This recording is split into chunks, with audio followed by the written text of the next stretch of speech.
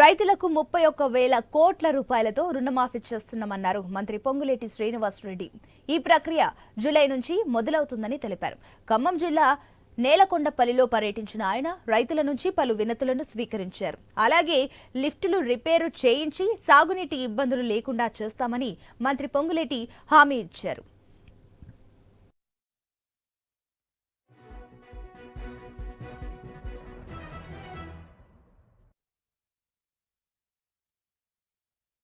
రాష్ట్రంలో మార్పు కావాలి, పేదోడు ప్రభుత్వం రావాలి అని యావత్ తెలంగాణ ప్రజలు తెలంగాణ రాష్ట్రంలో ఇందిరమ్మ రాజ్యాన్ని తెచ్చుకున్నాం.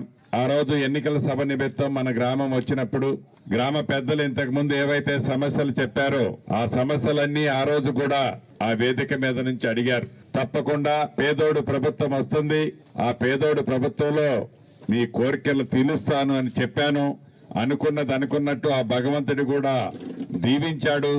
ఇందాక రైతన్నల్లో ఆనందం చూశాను.